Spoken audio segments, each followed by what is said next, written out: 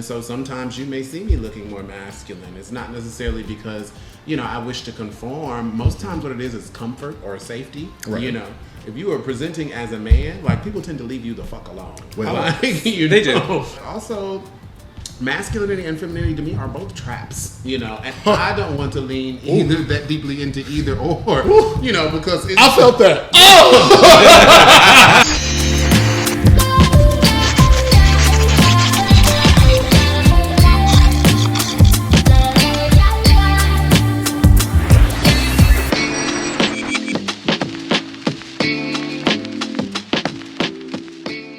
Welcome, everybody. Let's come on in, bring it in. Yes, it is me, Marlin, and I'm here with another episode of Don't Get Me Started, the show where rants on real life can get rowdy respectfully. What are we talking about today, y'all? Today we are going to dive into the wonderful and beautiful world of being non-binary, because I feel like a lot of y'all really don't understand or are not well versed on what it means to be non-binary, and I've called in my people that I trust, to have a conversation and get you hoes in line, all right? As you see here, I am joined by my beautiful, beautiful people. Hi, I am Stefan. In certain scenes, you might hear me known as Zodiac. I am a member of Onyx. I'm an educator.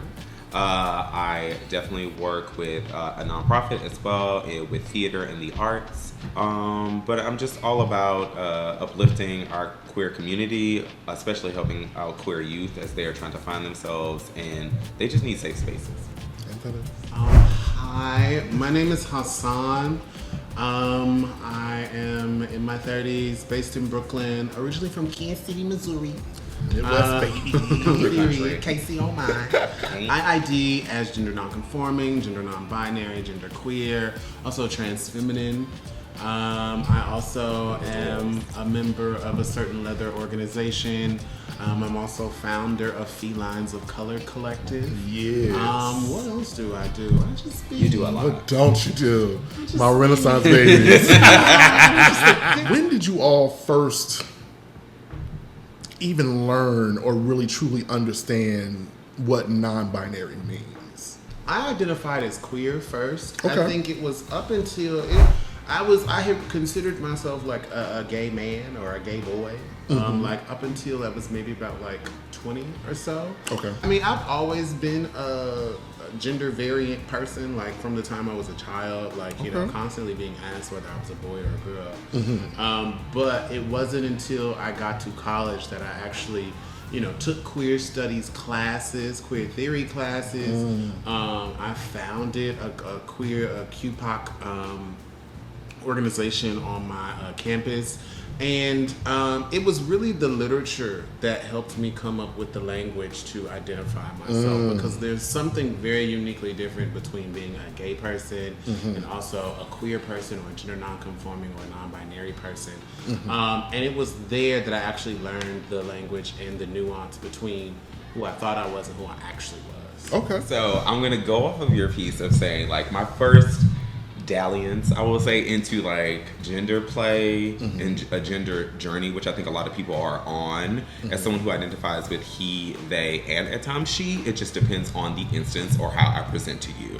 So like right now, this is more of a they, them. And you can still give me a he and I'm not going to kill you. It's not that kind of situation. We'll talk about pronouns later, though. Yes, we will. But with there being a gender journey, I got to do a play where my mouth was talking over my talent. So like they had hired a drag queen and I was like, I could do better than her on stage. And I had a small role in this play while I was in college. And then they were like, well, why not take it? And then I went up on stage and I auditioned the professional drag queen who did it. And so then they commissioned dresses and they got me a makeup artist and everything else. And then I got to take the part. And I was fascinated by the transformation that I had with myself, but still afraid of it at that time. And so like I got to play with gender then, but then as I got older, closer to my 30s, I got into therapy. And my therapist just started asking me questions about like how I would constantly come in with issues of never feeling masculine enough or being afraid of how I would want to present more feminine in my fashion sense, or I wanted to explore my makeup artistry because it is an art, and it was something I wanted to get into. And then my therapist was like, why are you afraid of this? He was like, other cultures across the world have seen individuals that are in between genders, or who are transgender, who are, or they don't identify with any gender, that exist historically and culturally. So why can't you? And my excuse kept being, because I'm from here, because I was taught this, because I go to this church. And I had to start asking myself questions like what you said. It was like, is the person I've crafted who I want to be, or is this who I was told to be? Well, and I think a lot of my conversation had to start becoming, that's who I was told to be, and this was who I was told how to act. How do I find my way to becoming who I am? And I still think that's someone who's evolving. I don't think that like trans individuals owe you surgery. They don't owe you the moans. They don't owe you they owe themselves their authenticity that makes them showing up in power. Right. And so for me, after as I went through that gender journey, I started to change my conversation about my gender. And I was like, yeah, I knew I was queer and more open to different expressions of gender, but I had to give myself permission to do that. I had to start not needing the validation that comes with the masculine privilege. And I think that's something that's not spoken to a lot about a lot of individuals who do find themselves to be non-binary or gender fluid or trans. Like, there is privilege in showing up as a man. That's not let me go find a masculine lesbian, and I bet you she's totally fine in comparison to a very effeminate young man. Now, that's not for everybody. I didn't say all, some. Before y'all try to come for me, honey. I'll leave this, for free. If someone wants you, they're gonna want you, all of you. Right. They're not going to want a version of you that appeases their sensibilities. They're going to want you. So I noticed in both of your stories, there was an identification of being queer first. Talk to me a little bit about your ideas on what it means to be queer, because I feel like the term queer kind of did this resurgence thing where we weren't really using that terminology for a really long time. It was almost kind of a dated term at one point.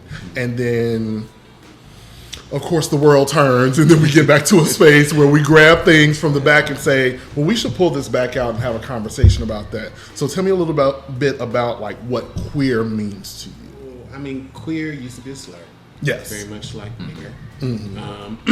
But gender nonconforming people reclaimed it as a term to use to empower themselves. Like, yes, I am queer. What now?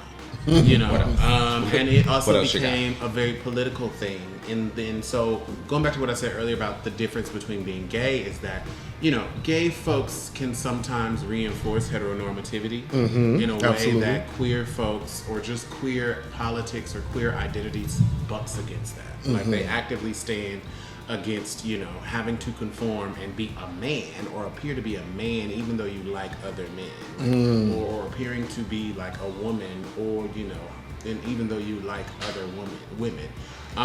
Queerness it's liberating, or it was liberating for me because it was, you don't have to be either or within the binary. Like, you don't have to be a man or a woman. Right. And you can't, because you will fail both of those categories, especially if you're a black person, because male and female were never meant for us to embody anyway, because we were always property. Like, we were always subhuman. We were never a lady or a gentleman. We were slave. Right. And we still are slave to this day. Well, which is why, when people make comments about, Michelle Obama, being a man, or Serena Williams being a man, or Sierra, or Meg, or Angela Bassett. Can we keep going? Those categories were never meant for us. And black men will tell you all the time about how they feel emasculated because manhood was never meant for them. And so knowing that I am going to fail either gender, like, I came into the world a baby, you know, like, and even though they assigned me and said that I was a boy, like as I grew up, I clearly was not exhibiting masculine or boy-like qualities. And just queerness was the freedom. Like when I learned the terms in the language, it was the freedom from those things. Like, oh, my politics don't align with that either. Like I don't support a lot of the heteronormative misogynist things that gay men do, transphobic things that gay men do, or the things that they believe, because truly I have liberated myself within my gender. Any manifestation of my masculinity or femininity, I let come and go as it so pleases. Like gender changes through space and time, and so sometimes you may see me looking more masculine. It's not necessarily because I wish to conform. Most times what it is comfort or safety. If you are presenting as a man, like people tend to leave you the fuck alone. They do. As opposed to presenting as feminine, which I do as well sometimes. But like also, masculinity and femininity to me are both traps. And I don't want to lean either that deeply into either or. Because I felt that. I am committed to is just loving myself and letting myself show up however I choose to in however moment like I choose to. Like people love me for the variance in genders that I exhibit or that I appear in, and I love myself, and I think that's what shines through the most. Yeah, I think the bigger issue is because most people they are criticizing you for not fitting into that male or female because that's all they know, and that's what makes them feel comfortable. And because there are a lot, like you said earlier, I'll take that. There are a lot of gay men that are misogynistic, but the reason I took queer was for its definition of it being othering or otherness. Like that is just the base level of knowing that, like, yeah, I can love a man, but I love all of the men that can show up. A trans masc man, a non-trans masc, but a trans man. I'm down for trans women. I'm down for. Hey, most people be like, "Oh, you're pansexual." We'll get there. Still evolving, y'all. Sexually fluid. Let's work on that one. Okay, too. all right. If we're talking about my queerness, it was once I started to release the idea of understand that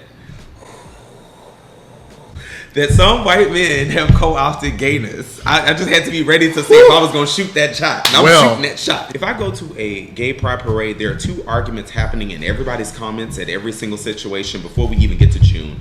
One, who's going to be on the float? And you usually know it's going to be a bunch of white men that have fit bodies, or they're like a bunch of twinks, or a bunch of bears that ascribe to a version of male masculinity that my sister over here already told y'all is not attainable.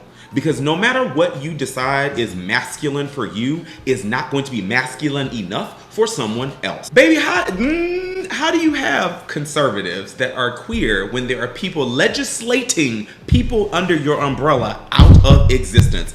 Make it make sense for me, baby.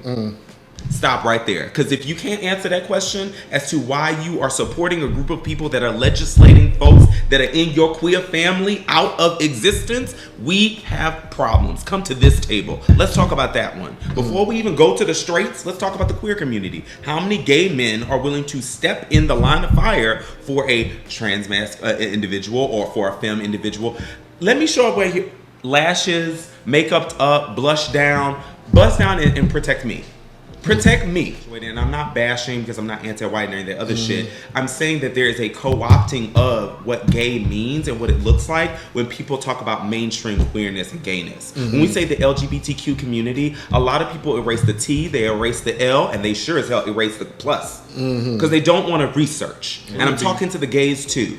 If you have an issue with my trans sisters that aren't femme enough for you or butch enough for you, you need to go do some research. Because there were trans, there were drag, and there were queer people before we had the moans, before we had the surgeries, before we had the passability of it all. Yes. Because for some of y'all, I have an issue of wondering if you would have been okay with Marsha P. Johnson, if you would have been okay with Sylvia Rivera, because they weren't passable enough for you. Well, like I think that my sexuality is my own journey and my conversation, and that was why I was like holding my breath on like, am I really going to say these things? Because we don't want to talk about the fact that there are a lot of people in our community that don't want to educate themselves as much as you and I have. Once you start to become aware, you become being very angry at a lot of shit, because you start to realize that even the people that you might call brother or sister aren't really your brother or sister, because we're not all fighting the same fight. Some people are fighting for privilege. Well. Some people are fighting for power. Well. And some people are fighting for positions. Mm-hmm. My question is, which are you fighting for? Because if I don't want any of those things and I just want to exist, that means I'm not even a part of that conversation. So go talk to my trans sisters over there that's saying, I want to exist. My trans brothers that just want to exist. The trans kids that just want to exist. They don't want status. Mm-hmm. They don't want power. And they don't want your privilege. There are two things I need. I need to not have to educate you about me anymore because it's not my responsibility. I should be allowed to live and exist. Black people, trans people, queer people should be allowed to live without us constantly having to educate somebody else on why we deserve to exist. I'm fine with saying this. Like, I've been in relationships where I realized now older, was breaking my own boundaries for that man, for that piece of dick, for his time, for his effort, because I didn't want to be alone. Because I didn't want to be lonely. But I didn't want to be true to myself, because I knew if I was true to myself, he wouldn't find me desirable. How many gay people are still doing that today? So many of us. How many folks so in many general? of us. Like, it's not just gay. It's not just gay folks. Like, it is. There are cishet appearing people who certainly have desires to live a life that is outside of, you know, what society has told them they should do.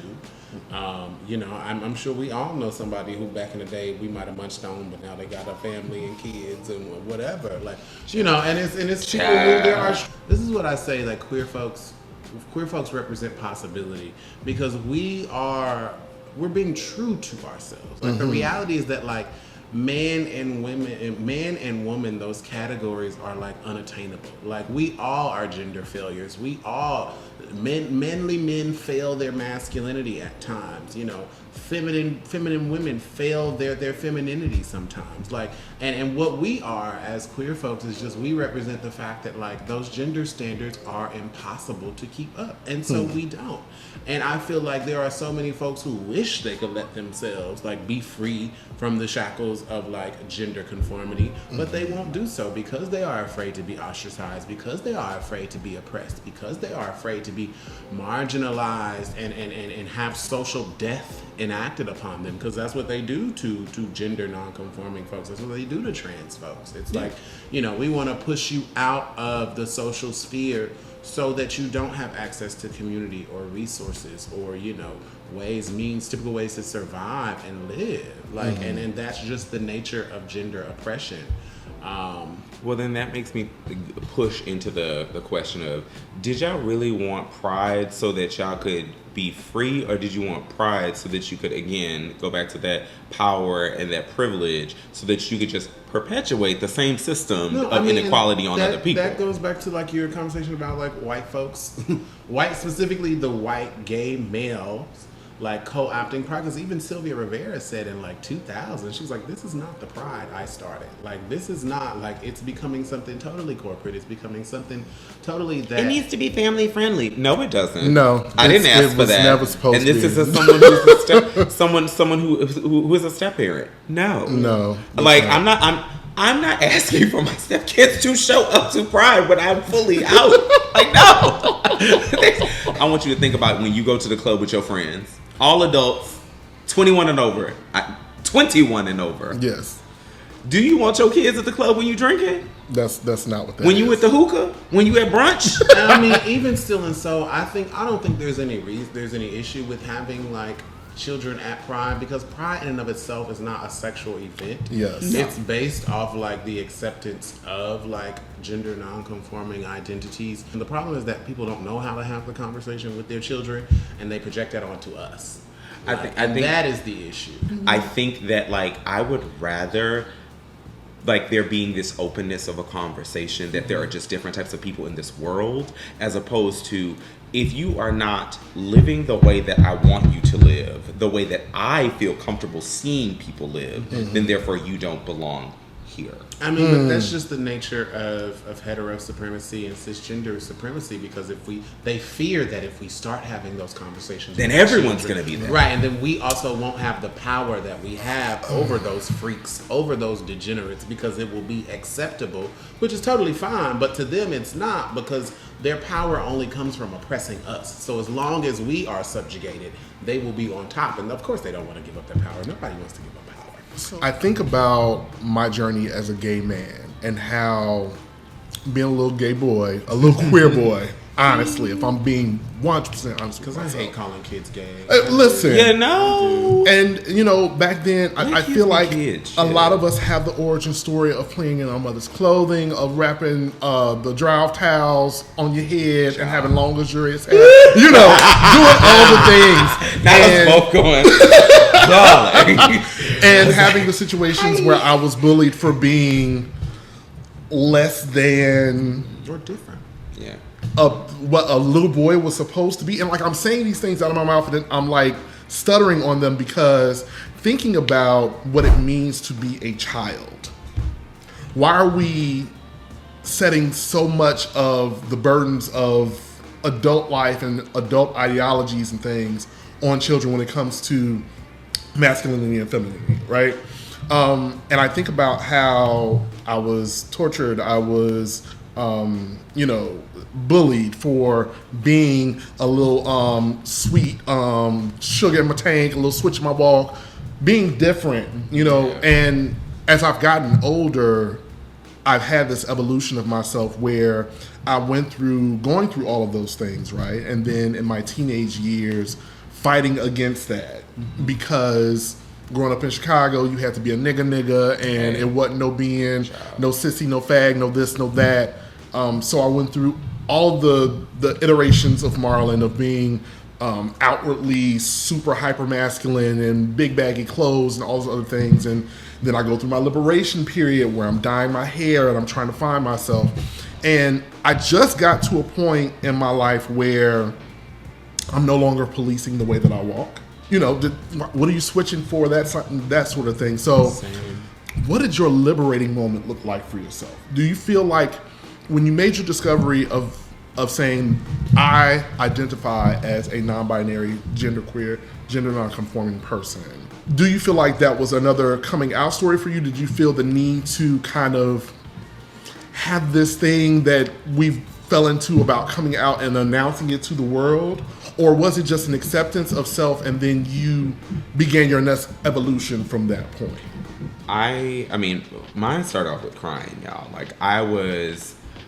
I'm that little gay kid that came from Texas that was like sitting there afraid I'm gonna burn in hell for being this effeminate and loving men and like starting to accept that. And it took so long to find peace in realizing that you people have no heaven or hell that you can throw me in. You have no heaven or hell you can throw me in. Well, you can unfollow me, you can block me, you can cancel me, but you are not God. All you have is a bunch of principalities and words, and sometimes your words hurt like a motherfucker. So like at first I was crying to myself when I was accepting myself in my restroom. I was like, it was after like a hard session of therapy where he was like, "What if you were just you? Is that okay?" I had some suicidal thoughts. And before I was able to admit this to myself, I had been wrestling with that. And that was one of the other things I was wrestling in therapy. And my therapist was just like, maybe accepting yourself is better than saying unaliving yourself. Maybe that's better. Maybe you existing is a good thing. In order, before I ever knew what the word queer or gender nonconformity, before I ever knew what those words were, I had to let go of the religious indoctrination because that was so deep that we would be in church and hear homophobic messages from like the pastor and what have you.